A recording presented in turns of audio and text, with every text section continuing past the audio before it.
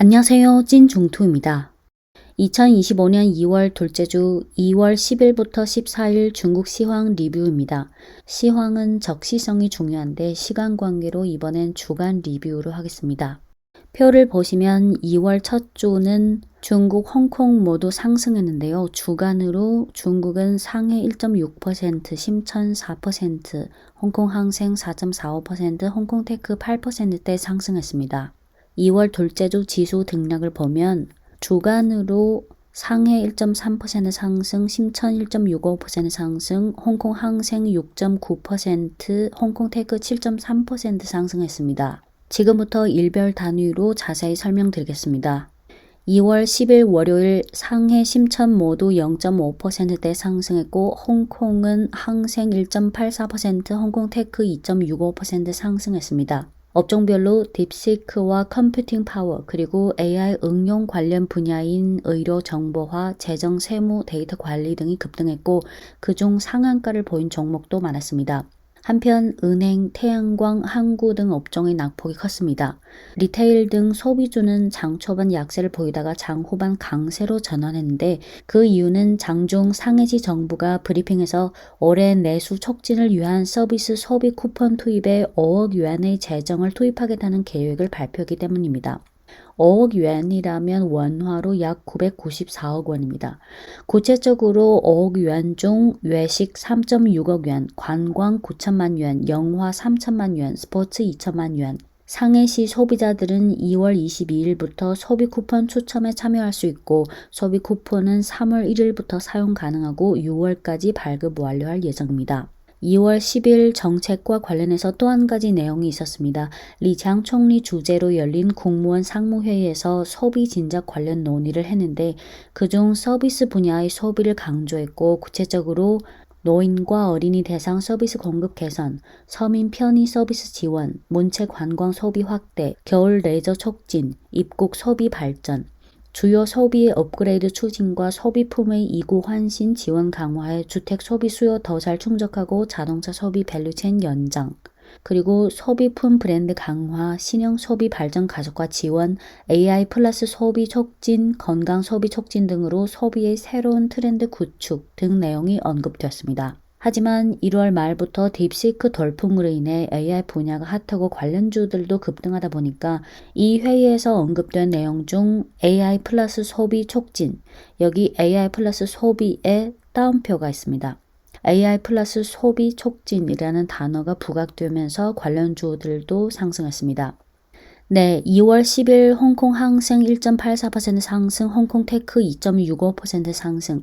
업종별로 보면 상승 업종은 AI 의료, 딥시크, 로봇 등 테마주가 급등했고 샤오미, SMIC, 텐센트 등이 상승했습니다. 그 외에 자동차 주들도 상승 종목이 많았는데 특히 동풍자동차 그룹이 25% 급등했고 북경자동차 등도 3% 이상 상승했습니다.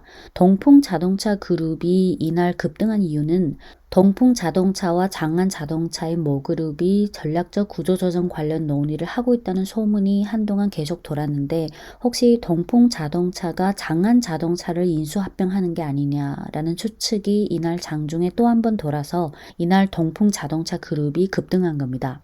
인수합병 관련 명확한 공시는 아직 안 나왔는데요. 조만간 나올 것 같네요. 네, 이어서 2월 11일 화요일 중국 홍콩 증시 모두 하락했습니다. 상해 0.12%, 심천 0.96% 소폭 하락했고 홍콩은 홍콩 항생 1.06%, 홍콩 테크 2.73% 하락했습니다. 미국 현지 시간 2월 10일 트럼프 대통령이 철강과 알루미늄에 대한 25% 관세 부과 정책을 발표한 것이 투심에 부정적 영향을 미쳤습니다. 하지만 중국 홍콩 양 증시의 하락폭을 보면 그다지 영향은 크지 않았습니다. 이날 상승 업종으로는 문화, 미디어, 영화, 게임, 귀금속, 전자상거래, 특히 영화 미디어 관련주들의 상승폭이 확대됐는데 중국의 애니메이션 영화 나자2가 흥행 대박을 냈기 때문입니다. 나자는 이 영화 주인공의 이름이에요. 저는 이번에 중국에 있을 때 2월 11일 혼자 영화관에 가서 처음 관람한 후 너무 좋아서 다음 날인 2월 12일 부모님을 모시고 봤는데 부모님도 이 영화가 주는 즐거움과 감동을 느끼시게 하고 싶었던 것도 있었지만 실은 그보다는 제가 한 번 더 보고 싶은 게 더 컸어요. 처음엔 혼자 봤을 때 이 영화를 전체적으로 감상하면서 만족했고 두 번째는 제가 좀 더 디테일하게 보고 싶었습니다. 제가 태어나서 지금까지 영화관 가서 같은 영화를 두 번 본 건 처음인데요. 이제 3월에 또 중국 갈 일이 있고 5월에 또 한 번 가야 되는데 3월과 5월 아마 또 볼 것 같아요. 이 영화의 스토리를 자세히 말씀드릴 생각은 전혀 없고요. 남녀노소 국적 불문하고 이 영화는 제가 반드시 강력 추천합니다. 실제로 영화관에서 봐야 왜 좋은지 느끼실 수 있는데요. 사람마다 느낌이나 후기가 좀 다를 수 있겠지만 이 영화 저는 너무 좋았어요. 나루토는 지난 1월 29일 정월 초하루에 중국에서 상영됐는데 춘절 기간은 중국 증시가 휴장이라 춘절 연휴 이후 2월 5일부터야 관련주들의 주가가 반영됐는데 심천 창업한 종목 중 광시엔传媒 광선 미디어라는 종목이 있는데 참고로 이 심천 창업한 종목은 외국인 개인 투자자들은 아직 직접 매매할 수 없습니다. 광시엔传媒 광선 미디어 이 기업이 이번 나루토라는 애니메이션 영화의 제작사의 모그룹인데 2월 5일부터 14일까지 주가가 무려 264% 급등했습니다. 네, 2월 11일 하락 업종은 반도체, 의료, 백주, 에너지, 금속, 태양광 등이 있고 전일인 2월 10일 일제 급등한 자동차주들이 이익 실현 매물이 나오면서 급락했습니다. 네, 이어서 2월 12일 수요일 증시는 다시 상승했습니다. 상해 0.85%, 심천 1.43% 상승했고 홍콩 항생 2.64%, 홍콩테크 2.7% 상승했습니다. 방금 그 영화 제작사 광시엔传媒 광선 미디어를 비롯한 영화주들이 급등세가 계속됐고 전일 하락한 반도체, 에너지, 금속, 딥시크 테마주, 알리바바 테마주 등이 상승했습니다. 1월 29일 상영된 나루토가 2월 11일까지 즉 상영 14일 만에 박스오피스 수입이 90억 위안, 원화로 약 1.8조 원을 돌파해 중국 내 영화의 박스오피스 기록을 갱신했습니다. 네, 2월 12일 오랜만에 부동산주가 일제 급등했는데요. 심천시 부동산 중개협회에 의하면 춘절 연휴 이후 심천시 중고주택 매매가 개선세를 보였고 거기다 완크어라는 부동산 개발업체의 채무 문제건이 뭔가 진도가 있을 것 같다는 소문도 있어서 이날 부동산주가 일제 급등했습니다. 주요 도시 중深圳외에 올 들어 청도, 상하이, 베이징 등의 토지 매매가 작년에 비해 개선 중이라는 기사도 있었습니다. 물론 부동산업에 대한 거품 빼기는 여전히 진행 중이지만 오랜만에 이런 기사들이 나오니까 증시에서도 갑자기 그게 반영되는 분위기였습니다. 네, 이날 하락 업종은 귀금속, 항구, 항운 등이 있습니다. 이어서 2월 13일 목요일 증시는 다시 소폭 하락했습니다. 상해 0.42%, 심천 0.77% 하락했고 홍콩은 항생 0.2%, 테크 0.87% 하락했습니다. 2월 13일 이날 대부분 업종이 하락한 가운데 나루토라는 중국 애니메이션 영화의 거침없는 질주에 힘입어 영화 관련주들이 일제 급등했고 광선 미디어의 주가는 또 한 번 사상 최고가를 경신했습니다. 2월 11일 박스오피스 90억 위안 돌파 후 2월 13일 100억 위안, 원화로 1.98조 원을 돌파하면서 중국 영화 사상 박스오피스 100억 위안을 처음으로 돌파한 영화로 등극했습니다. 애니메이션 영화라서 아마 애니메이션이라는 고정관념을 가지신 분들도 일부 계시겠지만 사실 저도 그동안 애니메이션 영화는 그저 그랬는데요. 이번에는 달라요. 꼭 추천드립니다. 제가 태어나서 지금까지 한 영화를 이렇게까지 주변 지인이나 외국인들한테 추천하고 싶었던 건 아마 처음입니다. 1월 29일부터 중국 내 개봉부터 지금까지 중국 내만 해도 관람객 수가 이미 2억 명을 넘어섰고 해외는 2월 13일부터 호주, 뉴질랜드, 2월 14일부터 미국, 캐나다 등에서 상영됐고 그 외에 싱가포르, 말레이시아, 인도네시아, 필리핀 등 점차 늘어나고 있습니다. 방금 2월 13일 기준 즉 상영 16일 만에 박스오피스 100억 위안, 원화로 1.98조 원을 돌파했다고 말씀드렸는데 100억 위안이 어떤 의미냐면요. 화면을 보시면 이 표는 역대 전 세계 영화 흥행 순위고 단위는 달러입니다. 1위부터 쭉 보시면 거의 다 미국 영화고 1위부터 10위까지는 100% 미국 영화입니다. 이번에 나자2가 2월 13일 기준 100억 위안을 돌파했고 2월 15일 기준 110억 위안, 원화로 약 2.18조 원을 돌파했는데 110억 위안을 달러로 환산하면 약 15.16억 달러입니다. 이 표 중 10위가 라이언 킹, 박스오피스 수입이 16.46억 달러, 11위가 어벤져스 15.15억 달러니까 2월 15일 기준으로 나자2는 이미 11위에 올라섰습니다. 2월 16일 오늘까지 나자2의 박스오피스 수입이 118.61억 위안, 달러로 16.35억 달러인데 이제 곧 12위인 라이언 킹 추월을 눈앞에 두고 있습니다. 박스오피스 수입 그런 걸 떠나서 저는 이 영화를 보고 영화관에 나올 때 즐거움 외에 용기와 힘, 사랑, 그리고 어떤 긍정적인 에너지 그런 느낌을 듬뿍 받고 나왔습니다. 국적이나 언어, 문화, 정서 또는 철학 그런 거를 떠나서 나중에 여러분들도 제가 느꼈던 그런 용기와 힘, 에너지 그걸 느끼셨으면 좋겠습니다. 너자라는 캐릭터는 저를 포함해서 중국인이라면 어렸을 때부터 비교적 익숙한 캐릭터인데요.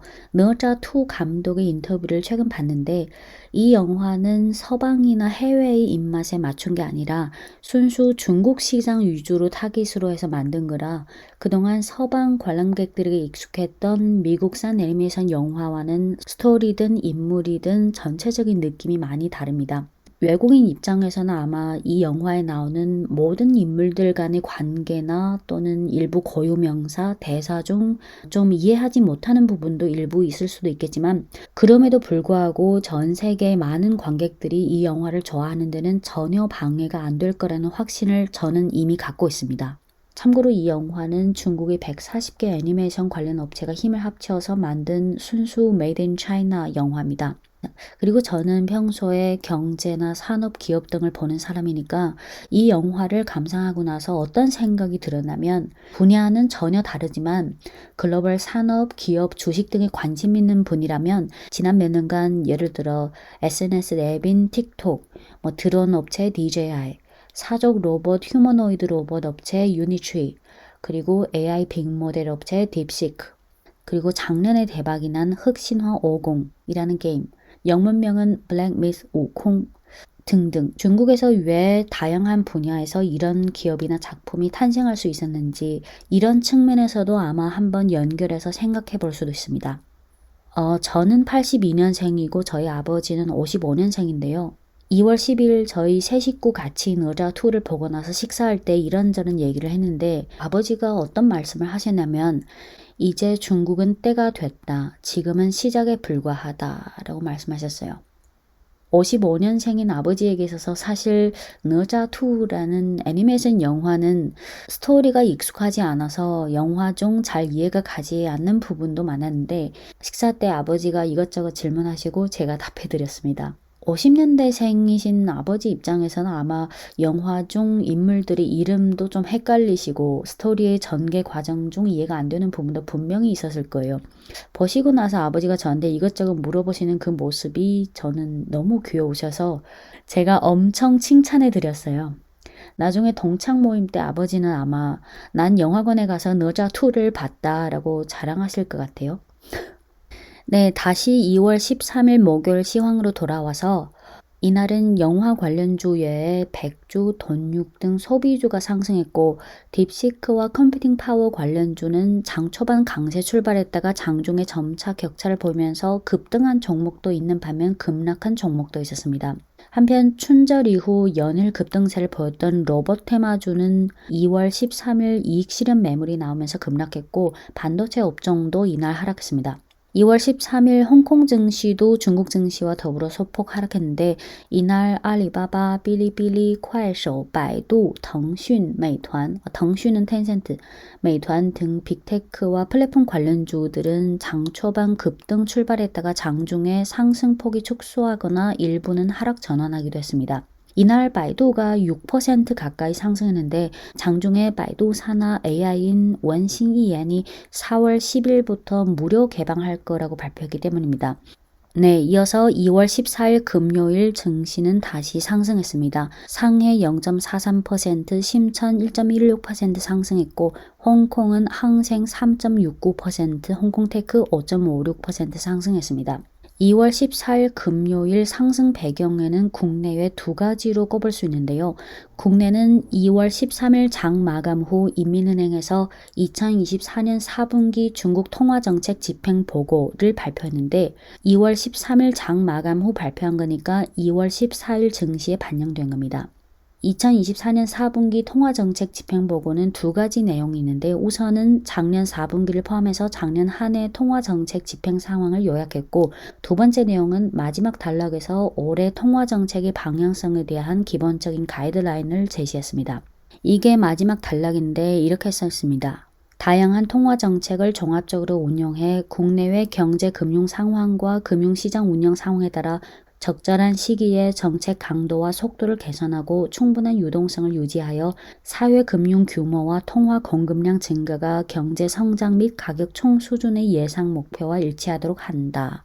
이런 문구가 있어서 2월 14일 증시 분위기상 그러면 작년에 이어서 올해도 인민은행은 경기 상황을 봐가면서 통화정책을 추가로 쓸 수도 있겠구나라는 정책 기대감이 생겨서 2월 14일 증시 상승에 일조했습니다. 해외 쪽 재료는 찐중투 최근 영상 중 지난 2월 5일 도이치뱅크 홍콩 지사에서 발간한 중국 증시 전망을 공유드렸는데요. 지난 1월 20일 딥시크가 AI 빅모델인 딥시크 R1을 출시한 후 2월 첫 주 도이치뱅크, 골드만삭스, BOA 등이 먼저 중국 증시를 좋게 본다는 의견을 냈고 그 후 둘째 주로 들어서면서 월가에도 점점 더 많은 IB들이 올해 중국 증시를 좋게 본다는 전망을 내놓게 되면서 외국인들의 중국 증시 유입도 다시 시작되고 있는 분위기입니다. 참고로 중국 증시 전체 시총 중 90% 이상이 중국 현지 기관과 개인 투자자이고 외국인 투자자 비중은 아직 5% 미만이지만 외국인 투자자들이 다시 중국 증시로 들어오기 시작할 거다라는 이런 소식, 기대감이 전해지면서 투심 개선에는 유리하게 되죠. 가장 좋은 버전은 아무래도 중국 국내에서 호재가 나오는 동시에 해외 쪽에서도 좋게 보면서 이렇게 국내와 해외 자금이 동시에 꾸준히 동반 유입되는 겁니다. 네, 2월 14일 상승 업종은 AI 응용 분야가 급등했고 그 외에 클라우드 데이터 테마주도 상승했습니다. 단 춘절 후 AI랑 로봇 관련주들이 흐름을 보면 2월 첫 주는 AI 로봇 관련주들이 무조건 일제 급등했지만 둘째 주에 들어서서는 점차 차별화, 점차 분화되는 흐름을 보였고 또 급등할 땐 너무 급등했지만 다음날 이익 실현이 나올 땐 그만큼 낙폭도 컸습니다. 네, 2월 14일 금요일 홍콩 항생이 3.69%, 홍콩 테크 지수 5.56% 상승했는데 상승 업종은 온라인 헬스케어, 제약 바이오, 영화, 게임, 자동차, 클라우드, 딥시크 등이 올랐고요. 그중 특히 온라인 헬스케어주들이 급등했고 그 외에 빅테크주들이 급등했습니다. 온라인 헬스케어 업종 지수가 16% 급등했는데 화웨이가 조만간 DCS AI 솔루션에 기반한 병리 모델을 발표할 거라는 소식이 있었고 다음 주 2월 18일 열리게 될 2025년 의료 인공지능과 정밀 진료 관련 포럼이라는 행사에서 발표할 가능성이 높다는 기사가 있었기 때문이고 온라인 헬스케어주가 급등하다 보니까 제약 바이오주들도 덩달아 올랐습니다. 2월 14일 이날 빅테크주들도 많이 급등했는데요. 빅테크 관련 기업들이 잇따라 딥시크를 도입하거나 또는 AI 응용 분야 확대 기대감이 있는 데다 알리바바 관련 개별 재료가 있었는데요. 애플이 아이폰 중국판 AI 기능을 개발해야 하는데 이 프로젝트를 알리바바와 협력해서 한다는 소식이 전해졌고 이에 대해 알리바바의 이사도 이미 맞다고 확인한 데 힘입어서 알리바바 주가가 더 모멘텀을 받게 됐습니다. 2월 13일 기사에 의하면 올해 4월부터 iOS 18.5 버전을 업데이트해서 고객들에게 개방한다고 하고 아이폰 16 시리즈 및 그 후 모델에 처음으로 도입한다고 합니다. 그러니까 4월이 돼서야 아이폰의 중국판 AI 기능에 대한 반응이 어떨지 확인할 수 있습니다. 2월 15일 토요일 텐센트도 AI 관련 새로운 소식이 전해졌습니다. 2월 15일 저녁부터 위챗 유저 중 일부가 위챗에 AI 검색 기능이 추가됐다는 걸 발견했고 위챗에 딥시크 R1이 제공하는 심층 사고 서비스도 연결됐다는 걸 발견했습니다. 다음 날인 2월 16일 일요일에 증권사들이 텐센트에 확인한 결과 위챗 내 검색 기능에 AI 검색 기능이 도입된 동시에 딥시크도 도입하기 시작한 게 맞다고 확인했습니다. 지금은 아직 일부 유저들 범위 내에서 테스트하는 단계인데 조만간 유저 범위가 점점 더 확대되면 텐센트 측에서도 어떤 공식 발표가 있을 것 같습니다. 참고로 딥시크 R1이 나온 후 지금 중국에서는 점점 더 다양한 산업에서 딥시크를 도입하거나 응용하기 시작했는데 거기에 제조업도 있고 통신사도 있고 클라우드 업체도 있고 의료도 있고 심지어 지금 심천시의 모 구에서는 정무 시스템에 딥시크를 도입해서 업무 효율성을 높이도록 지금 시범 사용하기 시작했습니다. 시간이 흐를수록 이러한 딥시크 응용 분야가 점점 더 확대될 것 같습니다. 네, 중국 애니메이션 영화 나루토 얘기를 좀 더 하고 마무리하겠습니다. 앞서 언급했듯이 1월 29일 상영부터 2월 16일까지 즉 상영 19일 만에 박스오피스 수입 118.6일억 yuan, 달러로 16.35억 달러를 돌파해서 이제 곧 역대 흥행 10위인 라이언 킹 추월을 눈앞에 두고 있습니다. 나루토가 잘하면 160억 yuan까지 갈 수 있다는 전망이 있는데 160억 yuan이라면 약 22.06조 달러인데 이 순위표를 보시면 역대 흥행 4위가 타이타닉 22.23조 달러, 5위가 스타워즈 에피소드 7 20.58조 달러니까 만약 나루토가 정말로 160억 yuan 즉 22.06조 달러까지 갈 수 있다면 나루토는 5위로 올라서게 됩니다. 2월 16일 기준 나루토가 118.61억 yuan이니까 지금부터 100 몇십억 yuan까지 갈 수 있을지 지켜보겠습니다. 나루토는 중국의 애니메이션 영화지만 전 세계 애니메이션 영화 시장에는 중국뿐만 아니라 한국 그리고 동남아 등 아시아권의 전설, 신화, 문화, 정서를 잘 표현한 다양한 애니메이션 영화들이 나와서 전 세계 관객들이 감상할 수 있었으면 좋겠습니다.